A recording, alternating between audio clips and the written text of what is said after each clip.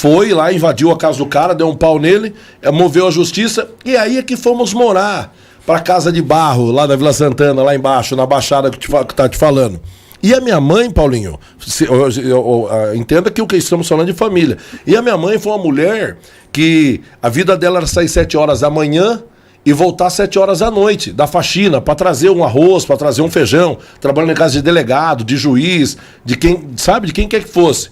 E o meu papel era cuidar dos meus irmãos. Eu estava ali cuidando dos meus irmãos, olhando, fazendo um almoço, um almoço não, né? Uma comida, alguma coisa para comer. Eu fiquei craque mesmo no pastel de vento, que a única coisa quando a gente está necessidade a gente tem, e o povo dá bastante, é farinha de trigo. Você pode, não sei o que, farinha de trigo e macarrão. Então tinha bastante farinha de trigo. Então eu fazia uns pastelzinhos de vento, aí era o café da tarde, era o almoço até minha mãe chegar. A famosa massinha. A famosa massinha. Eu passei por isso também. A famosa massinha. E eu não tô falando com um tom de... Minha mãe teve 9 filhos. Não, sim. Era, viu, coisa mais gostosa do mundo. E dessa época, delicioso. Vendo tudo que a minha mãe fazia, tantas vezes minha mãe chorando porque não tava... O que eu vou dar no outro dia? Tudo aquilo fez a minha... E entendendo também... Eu entendo também o meu pai, né? Toda a situação que aconteceu, ele largou as crianças e... Meu pai é vivo ainda ou não? Meu pai é vivo ainda, mora lá em Ourinhos. E a minha mãe nunca mais colocou homem nenhum dentro de casa. Pra quê? Por respeito às crianças e porque a vida dela era cuidar dos filhos. Então uma coisa que eu coloquei no meu coração, vendo tudo aquilo, era que quando eu crescesse, fosse ter a minha família, eu seria o que o meu pai, ao contrário do que o meu pai foi. Sim. E assim, e com muito exemplo, gostaria de chegar na unha do que a minha mãe foi, do que a minha mãe é, entendeu? Você carrega esse sentimento de tristeza, mágoa com seu pai? Não, assim, não carrego. Eu vou te contar uma história. Meu pai batia muito em mim.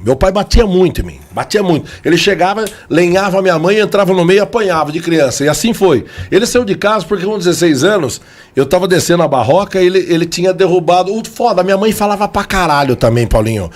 Tava com biscada, não sei o que, puta. É duro a cabeça de um homem, sabe? Eu também tenho esse lado. Mas não pode fazer o que ele fazia, daí bater e tal. E ele dava brecha, ele saía com biscataiado. Eu tô descendo um dia assim... Ele derrubou minha mãe. Ele derrubou minha mãe e tava pisando no pescoço da minha mãe. Minha mãe tava caída, ele pisando no pescoço. Eu desci a barroca no embalo e dei-lhe uma voadora que mandei ele pra longe, passei a mão de tijolo. Eu falei, vem cá, agora você vai ver, né? Depois me arrependi, nos perdoamos e tal. Daí ele saiu de casa. Agora olha só as coisas da vida. Cresci apanhando do meu pai, minha mãe e tal. No ano de 2007, fui assistir a gravação do DVD 100% Caipira no Villa Country. Um dos maiores DVDs da música sertaneja que teve, com os maiores nomes, Eduardo Costa, Berenice Zambuja, Mato Grosso e Matias, César e Paulinho, Léo Canhoto, os maiores nomes. Elite. Cheguei lá para assistir, porque eu ganhei um ingresso. Pra sortear na rádio, eu nem era pra ter ido. É uma puta história louca, cara. Só que daí os caras que eu dei o ingresso não tinha carro pra ir, eu tinha um carro, mas tava com o documento zoado e só tava no step.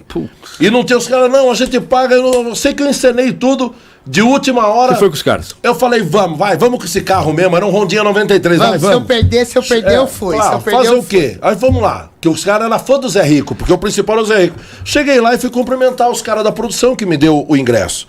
Aí cheguei lá, olhei, né? A Berenice Zambuja, Abel e Caim, não sei quem, não sei, Pedro Benza da Estrada, aí no fim, Marco Brasil, poema Bens Materiais.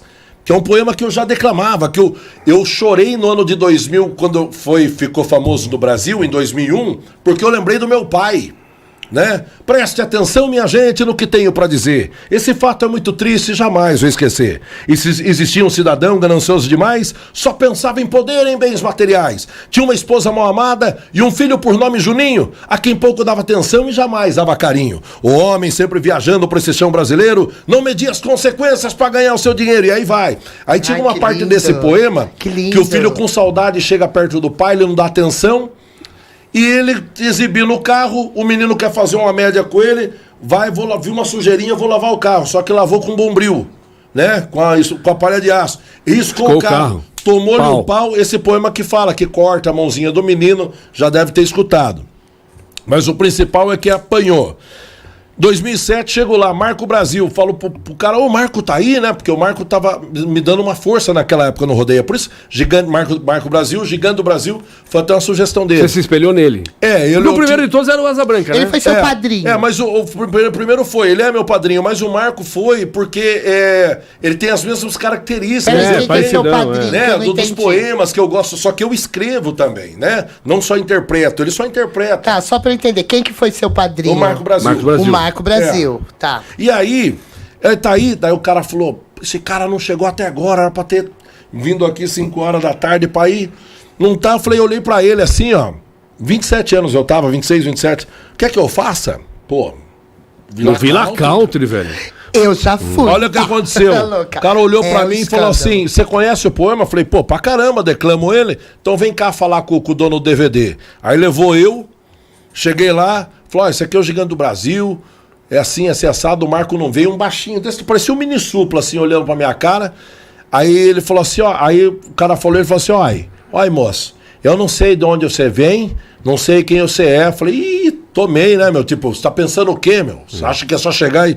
Mas se Deus, não, só se o homem lá em cima mandou você aqui, pega o microfone e vai lá. O máximo que pode acontecer é você não sair no vídeo. E aí foi assim, subi no palco, encerrei o DVD, declamando o poema Bens Materiais, 2007.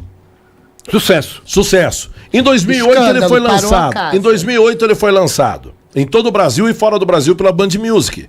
Era distribuição da Band. E aí, o meu tio, que é violeiro lá em Ourinhos, que Deus o tenha, comprou um DVD, comprou do Pirata, né? Sem saber. Sem saber. Olhou moda de viola, chegou, botou lá na casa deles. Puta, meu pai deu de morava cara com eles com lá. você, cara. Meu pai morava com eles lá, com a minha tia. Tal, não sei o que, quando no final... Alô, meu povo, tal, daí meu... vem ver o Luiz André que tá aqui, aquela coisa toda. Aí sentaram e eu começo a contar a história do menino que... Lenha. Aí diz que o meu pai levanta da sala, sai da sala, vai atrás da casa, minha tia vai atrás dele, ele tá chorando copiosamente. Ela fala, por que você tá chorando? Eles falam, saber que eu perdi, né, toda a criação dele. Hoje ele me odeia. Olha aí o homem que é, olha, artista na televisão, aquela coisa toda. E aí isso serviu para que ele se arrependesse. De tudo que ele fez, quando eu fiquei sabendo daquela situação, eu falei, não, tá na hora de ter o perdão. Tá na hora da gente se perdoar, da gente conversar. E foi assim que aconteceu. Então, eu sempre falava, até minha mãe mesmo falava, o Luiz André odeia o pai dele. Minha mãe não entendia. Eu falava, não, mãe, eu nunca odiei o meu pai. Eu simplesmente nunca consegui também ter nenhum afeto. E uma nenhum relação sentimento. bacana, né?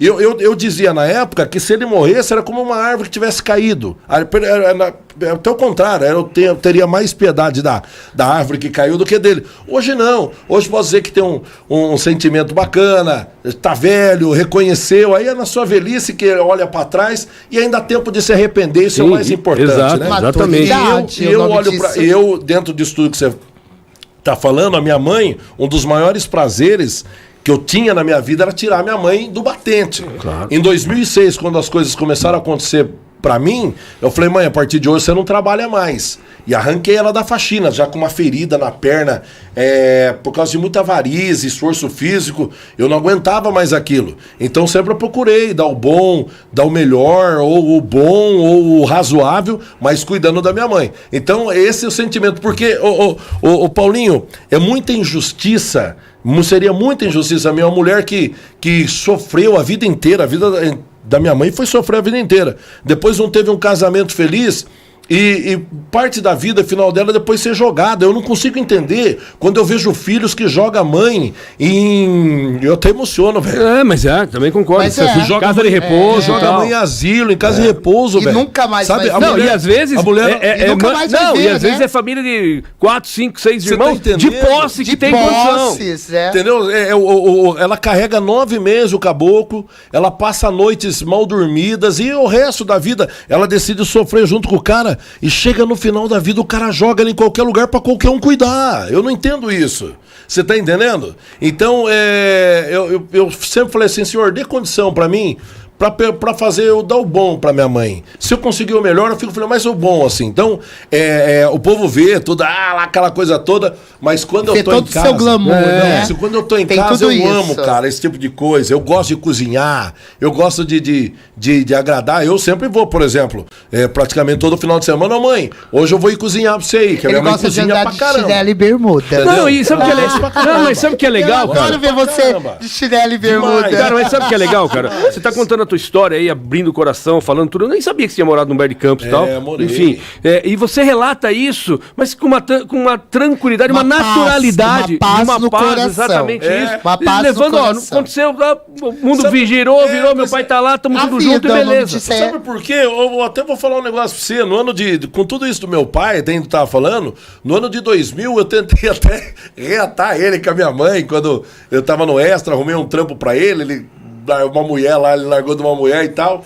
E aí não deu certo com a minha mãe, porque eu sempre quis ver minha mãe feliz. E assim, e a base de tudo isso que eu tava te falando, de inúmeras formas, eu sempre tentei e tento fazer minha mãe feliz. Por mais que ela diga que ela é a mulher mais feliz do mundo, com tudo que aconteceu, porque não tem nenhum filho, né, perdido nisso, na criminalidade. Porque todo mundo com saúde. Era pra gente estar tudo, onde a gente nasceu e cresceu. Sim. Pô, meus Nossa. primos eram tudo de bandido. Nem Os meus sabe. primos eram um dos maiores assaltantes de Sorocaba. Você entendeu? Eu olhava assim a minha condição, onde eu morava, via os caras da esquina, Gol GTI, Mitsubishi Eclipse. Sim. Eu falava, passando a cabeça assim, vou entrar nesse negócio aí também, meu. Aí vem assim aquela voz, e aí? E a sua mãe que sai daqui 7 horas da manhã e volta às 7 da noite, isso não conta? Nunca tirou nada de ninguém. Então aí acabava aquela situação. As Donas Marias, né? Eu sempre, diante de todas às vezes as dificuldades, isso, aquilo, eu procurei sempre fazer o melhor. Por quê? Porque essa época aí, o Paulinho, foi fundamental pro meu caráter de Sim, hoje. não tenha Eu dúvida. costumo dizer que se eu sou ruim pra mim mesmo.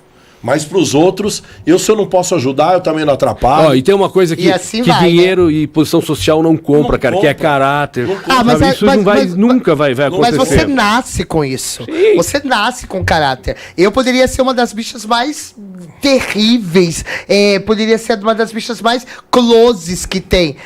Eu não, eu faço uma festa que eu falei, a humildade, a gente nasce com humildade, a gente é simples.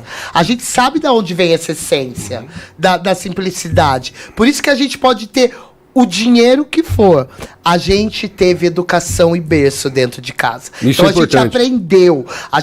Com dificuldades ou não, a gente aprendeu. Você ouve uma história dessa, você fala, pô, o cara passou pelo pouco diabo amassou.